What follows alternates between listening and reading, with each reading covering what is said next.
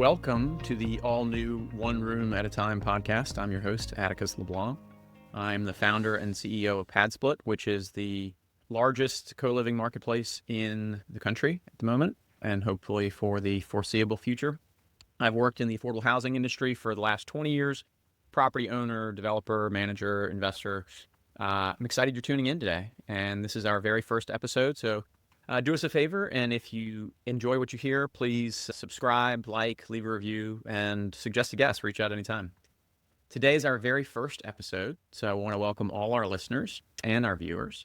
The podcast features housing policy leaders to discuss some of the challenges and opportunities around our country's growing housing crisis, and we'll have some spirited debates, focus on practical solutions to this really important issue. And our first guest serves a dual purpose, so we're going to be talking with Gayle Abrahams. Gayle is PadSplit's Chief Financial Officer. So yes, I am her boss, at least for now. And we're having Gayle on to work out some of the kinks for the podcast, do a trial run of all the equipment, make sure everything works smoothly. And most importantly, she's just a phenomenal leader in the housing industry and at the company. And we want to talk about some of the finance operations and what makes her tick and how she's been helping PadSplit become the successful endeavor that it has been. Quick background on Gayle. As CFO, she leads our financial strategy and people operations. She brings more than 15 years of senior finance management experience from roles at GE, Exterran, and now PadSplit, where she is an OG. She's passionate about using data and teamwork to drive both business growth and social impact. Gayle lives in Houston, Texas with her family, and we are excited to have her join us for this conversation. Gayle, welcome to the show. How are you doing? I'm good. Hello. Thanks for having me. So you've been with PadSplit for, how long now? It's almost 4.5 years. It probably seems like yesterday, I'm sure. Time flies when you're having fun. You don't have to tell everybody here how much fun you've been having, but I know So much fun. I know deep down. And curious to know, what was your housing story and what drew you to the company? And yeah, it's obviously very unconventional as a path. And yeah, talk to us about coming from corporate America to Startupville and this startup in particular. Yeah. So, my housing story, admittedly, is not very, very rich before I joined PadSplit. I owned my own house, but I really didn't know much about the housing industry other than, the mortgage that I paid or the rent I paid before that. But for me, I think my 15 years before PadSplit and just kind of I'd call it like a finance boot camp in corporate America, learning all the different things, going through some different training programs. I think there's probably a lot of folks that have they're good at this thing. It's finance, it's legal, it's HR, it's engineering, and you can take that thing and move it to different industries. So I think after my decade and a half, I was ready to do something, as I tell people, with meaning. If you're not watching video, I'm doing air quotes right now. And when I came across the PadSplit listing when we were hiring for a head of finance, I think it was a really easy sell. It was a big click. It was like, this makes sense. There's a lot of people with incredible ideas of how to solve problems, these social issues today, but it's unusual to have something that solves a problem and has an actual monetization business model that with real promise. And I think my instinct, as soon as I heard about PadSplit, was like, this works. This just makes sense. And of course, time and again, I think, okay, how can we PadSplit, childcare or food insecurity? There's so many issues out there that, have to be solved, or at least in our today's solutions, by government funding, philanthropy dollars.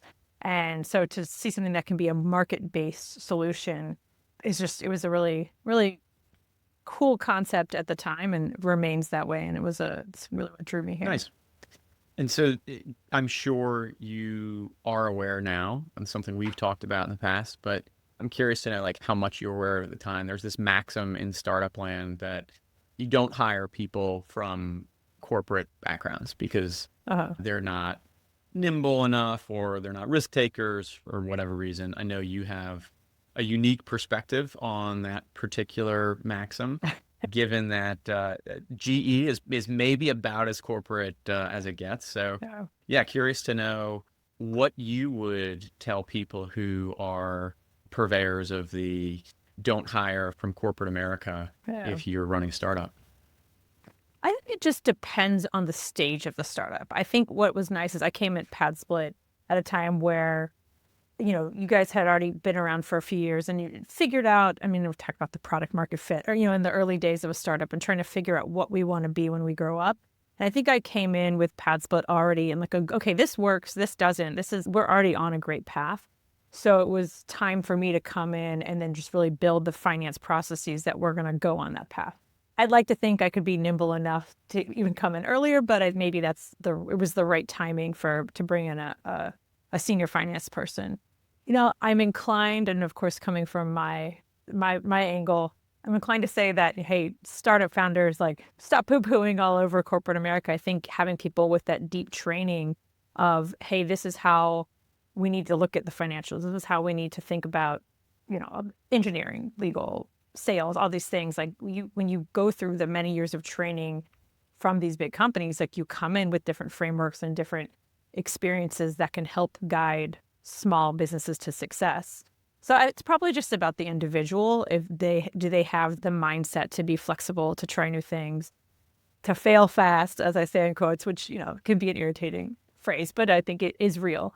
So, I think it goes back to the instincts and the feel about the individual. And I'd say not so much about what their background is. So did you know when you were working in the corporate world did you feel different as a finance professional in that role compared to maybe some of your peers or other folks at other companies who you may have interacted with that led you to believe, okay, I want to do something that's a little bit more nimble or fast moving and less bureaucratic? You know what? Not really. I think we were, whether it's small PadSplit or, big, medium-sized, like large public companies, like ultimately we're all just trying to solve the problems in front of us. So maybe the problems don't inspire as much passion or aren't, solving the affordable housing crisis, but you're still, hey, we need to get this widget made. We need to, get this audit done. I mean, man, back at my days at GE and, Morton on the PadSplit team did this with me. We would do these massive physical inventory counts, and it would be a whole week of the whole plant basically shut down. We're all dedicated to counting $30 million of inventory, but you had this big project and you had to get it done. And so I think in a sense, whatever that challenge is in front of you, how can you think through that challenge and organize it and execute it so that it's successful? So I don't know.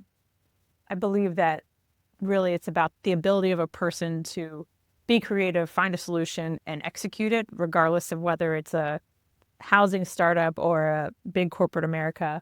I'd say maybe one of the differences with me and my peers in GE is just what your career goals were. I think a lot of where I came up in the beginning at GE was, about there's a path to becoming, a senior leader there, and you do this and you take that role and that role.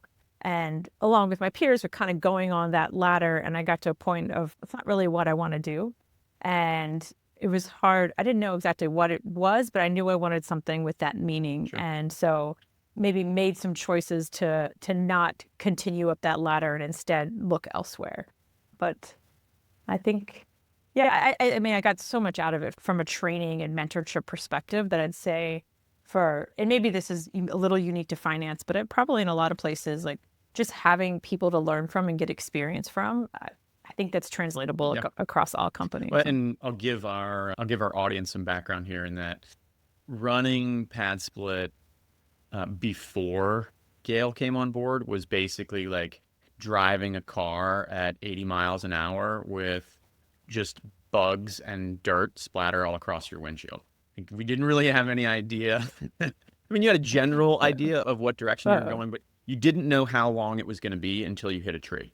And I'm curious to know, I know for me, there's been a huge benefit in just the rigor, I'll say, in understanding the finances of the business, or having someone who is an expert at understanding the finances of the business and can help clear the windshield a bit for the person who's driving. And I know you have mentioned many times that corporate experience really gave you the experience and diligence necessary to know how to clear the windshield. So I certainly appreciate that. And I think it's probably both a cautionary tale and an element of guidance for any founders or folks who are running their businesses. that may be listening today.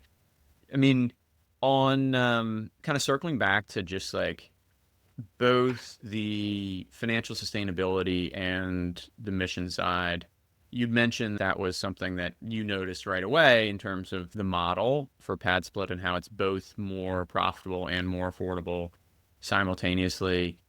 I'm curious from your perspective, like any particular data points or proof points that stand out, maybe from the early days that highlighted for you, okay, I'm going to join this startup and I'm reasonably confident that this is going to be successful. And just your opinion over time, whether you were surprised or not that this has grown as much as it has, or if it's just, well, yeah, of course it has. But yeah, was there a single moment when you thought this is going to work, or was that just true from the beginning when I interviewed you and you realized I was just really charming? You know, there's selective memory. So maybe I would, if you went back in time 4.5 years ago and asked me, it'd be different.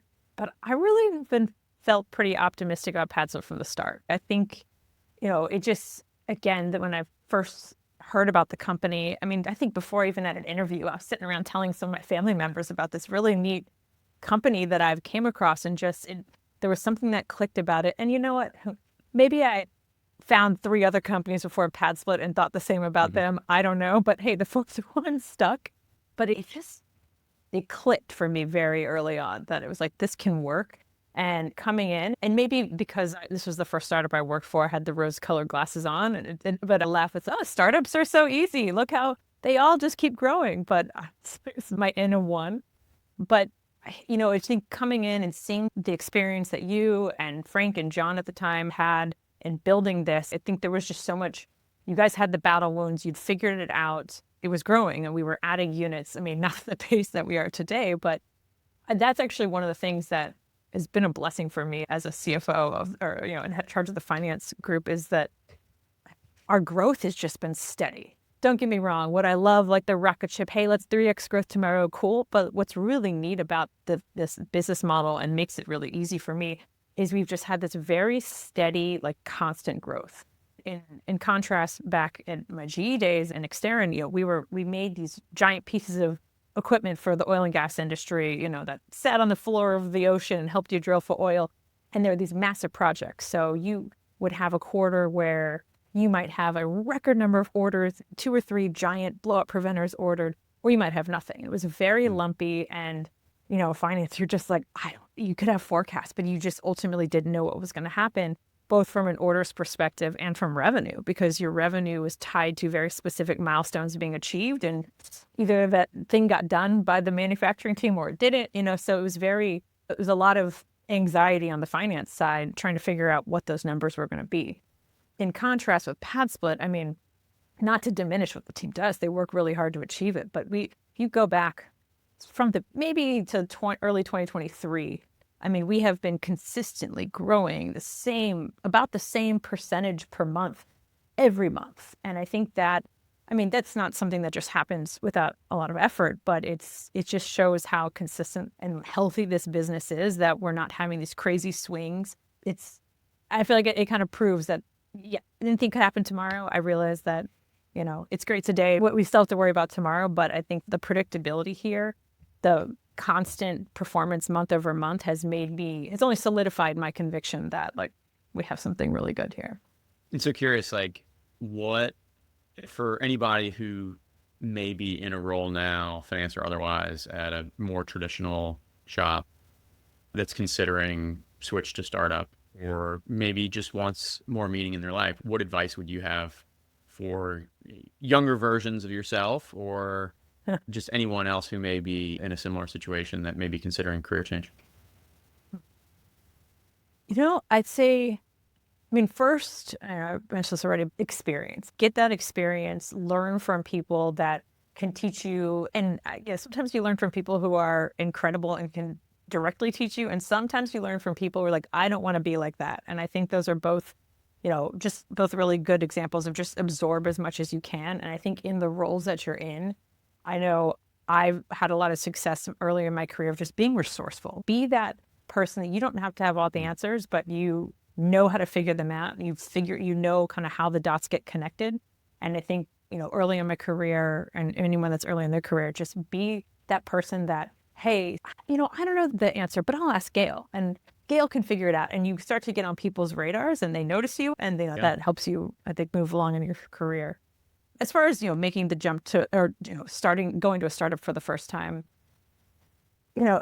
so many startups fail. So of course there's the personal, your personal situation of, can you take on that risk? And I know people, while I have come in with this blazing amount of confidence about PadSplit, I know others have come in a little more hesitant and worried about, hey, it's a startup. Am I going to have a job? I think it's just a personal decision you have to make for yourself.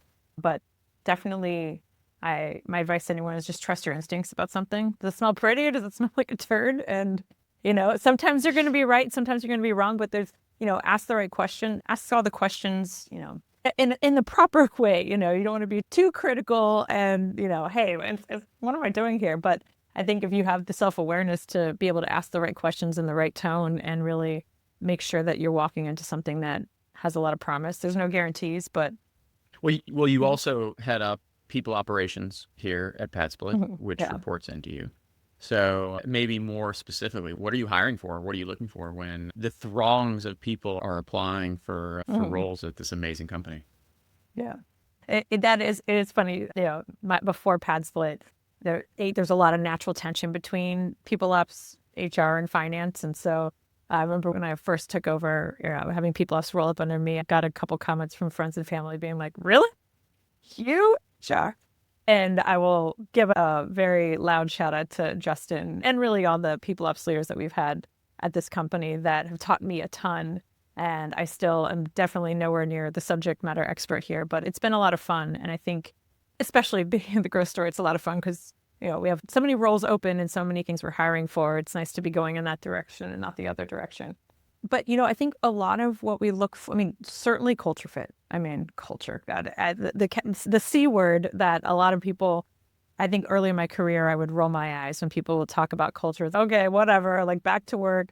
But I think maybe this just happens that we all learn to appreciate it more over time. But, being at a place where, you can be yourself and you don't have to. I think people really do what they say, and there's a lot of authenticity in talking about our values and all that. Anyways, that's not your question, but I think the culture is really important. But we do look. Part of the first interview we always do that our recruiting team runs is sort of a culture fit. Talking about our values, talking about our mission, and really Justin and Michael do a great job of telling our story and like what PadSplit is and what is our philosophy, and then just getting a sense of, hey, did this candidate kind of seem like they'd be a good fit? And a lot of times they are.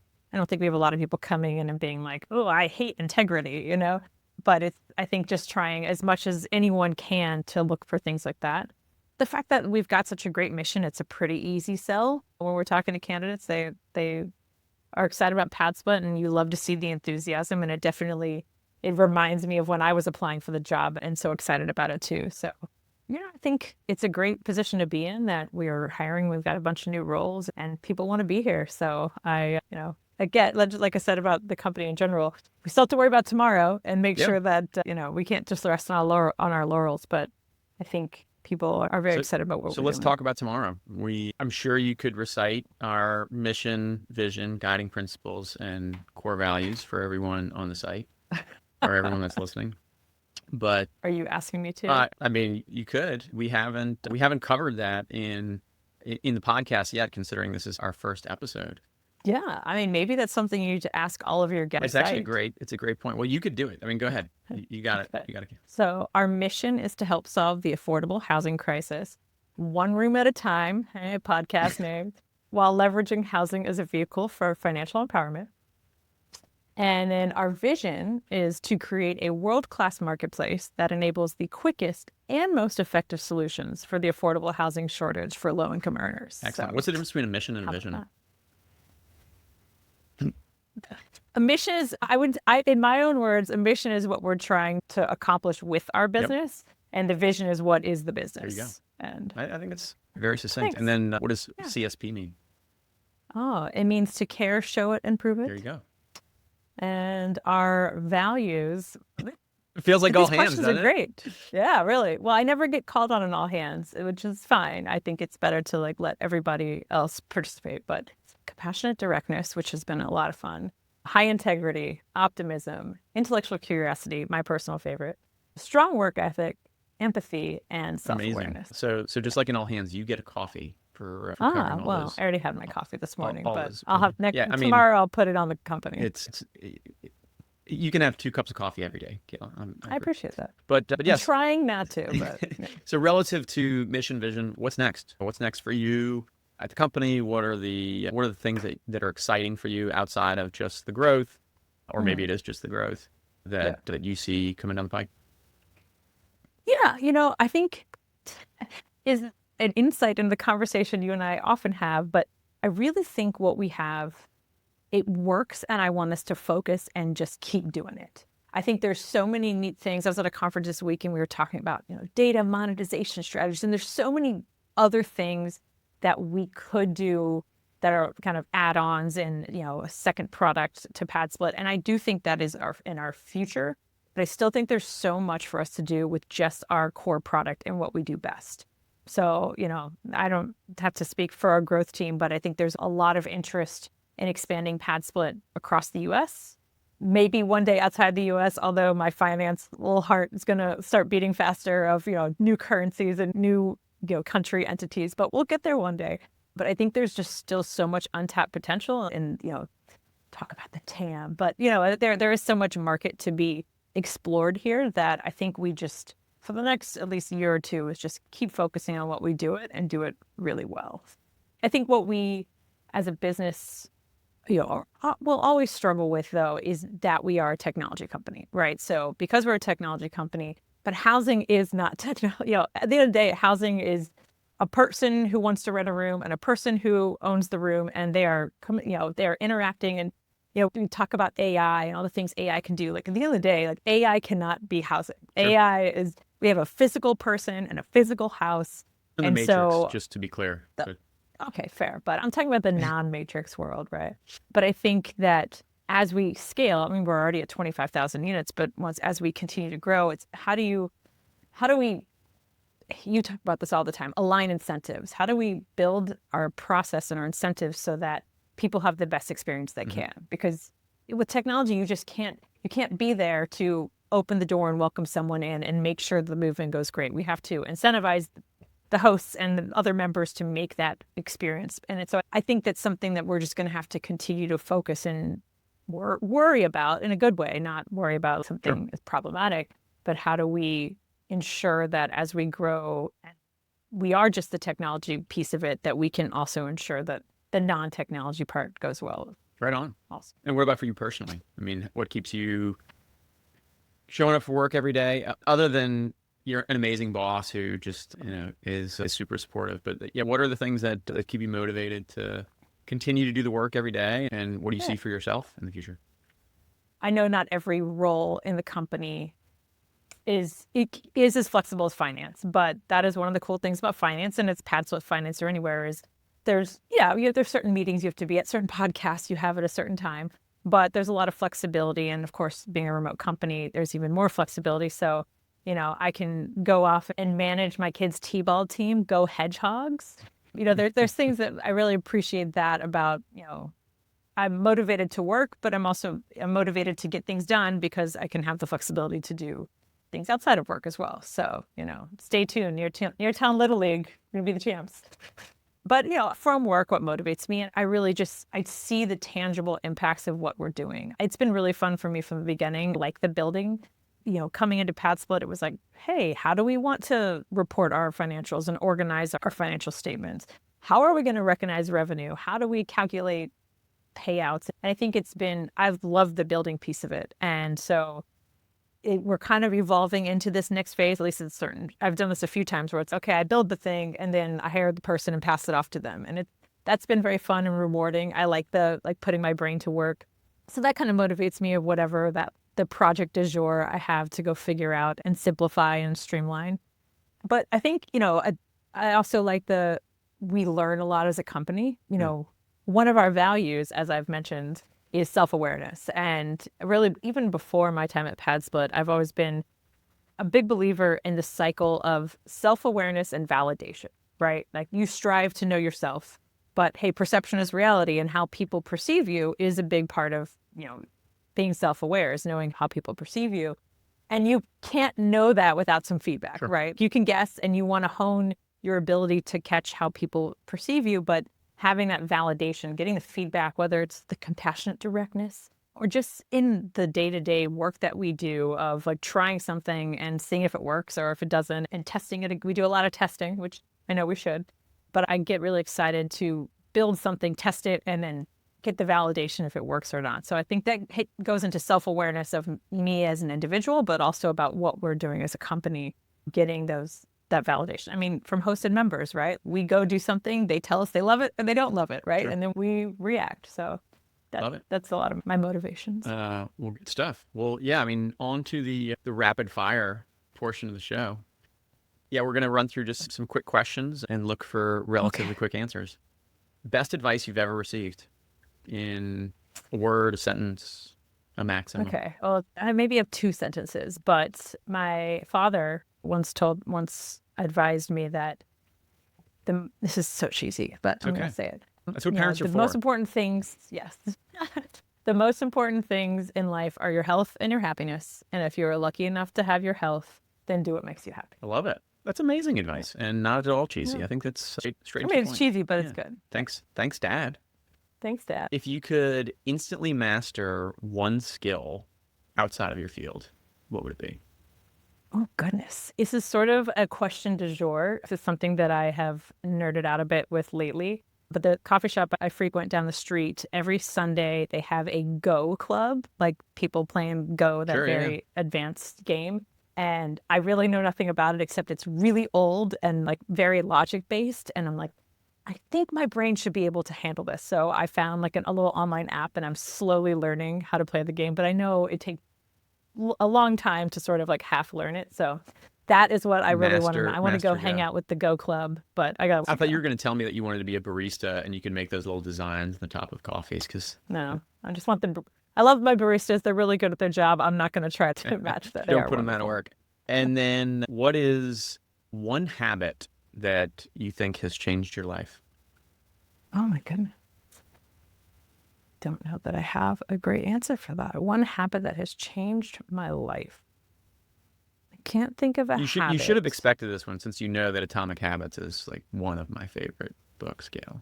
So, I mean, you have to have one atomic habit that you think just drives you or makes you successful. I mean, I use my to-do. I have a crazy to-do list. Is that a good habit? I mean, it counts. Depends what you do with it. I have the same to-do list template. It's an Excel file, and it's called Do It from I think some like Owen Wilson movie a long time ago. Do It. And it's the way I organize everything I have to do. I think that makes me quite accountable, I guess, as my boss. You could give me the validation if it's But I think I've used this way I organize like my priorities and what's due and what I can wait on and what's think about later. I used to, back when I was early in my management career, I also kept them for my team of what I asked them to do. But now we have other really great one-on-one tools that we use. But yeah, I've used the same Excel file, and I will tell people that you don't have everyone I know. Their brain works a little bit different. So not everybody, I'm like, I'll show you the way I organize, but you do not have to use it. But you need a way to write things down. I know I've met one person in my life who can remember everything. I mean, this guy, we were working on an audit together, and he would be interviewing clients at the company, and he would just sit there and listen, and he really remembered everything. Anyone else that I've seen that just doesn't take notes, I'm like, you're not going to. And then we have AI for that. And I know. It's all good. Yeah, well, that's true. I mean, this was like 20 years ago, or 15 years ago. But, I think just like having a way to organize and keep track and be accountable, my to-do list has served me for many years. Love it. And then lastly, for business or pleasure, what have you been reading or watching that you would recommend? Well, so it's funny. I use the Libby app because I just refuse to buy things that are paper and waste. I have all these books behind me, but they're mostly my husband's. But so I use the Libby app, and I'll put something on hold and it'll just, 3 months later, so I don't know where I got the recommendation, except I do know my husband loves this book. Is a book from, I think, early 2000s called The Adventures of Cavalier and Amazing Adventures of Cavalier and Clay. Have you read that? I have not. I'm writing it down. Okay. Well, I mean, it was, I think it won the Pulitzer Prize. I mean, It was like a very highly well-regarded book, and it's a novel, but it takes place in the, World War II, Holocaust, and it's about these two cousins that create a comic book. I'm not even really sure exactly what it's all about, but I know it's a very well-regarded book, and I'm really enjoying it so far. And actually, my aunt just sent me an email that they're turning it into an opera in New York City. But I'm really liking it. It's got to be good. We'll love it. Well, listen, Gayle, thank you so much for being the very first guest on the One Room at a Time podcast. It's been a pleasure. And thank you for being a great leader in the industry and at the company. We certainly would not be here without your support, dedication, and hard work over the years. I know that you truly understand the opportunities and challenges because you've witnessed them yourself in your role in helping us build PadSplit. And for our audience, where can people learn more about you or about PadSplit? You're asking I'm asking you. You can find us at www.padsplit.com. We have a pretty good social media presence as well. You can find us on LinkedIn or Facebook or Instagram. Are you active anywhere? I have LinkedIn. Okay. You can find me on LinkedIn. All right. Gayle Abrahams. Right on. Well, it's nice having similar to you, I have a name that there's not a lot of us out there. So if you look for my name, I'll probably be the first on the list. Good stuff. Well, thank you again. This has been fun, and appreciate you being a guinea pig here. Yeah, my pleasure. So if you like this episode of the One Room at a Time podcast, don't forget to subscribe or suggest another guest. You can learn more about us at padsplit.com/podcast. And Gayle, thank you. And thank you for all our listeners and viewers for tuning in. See you next time.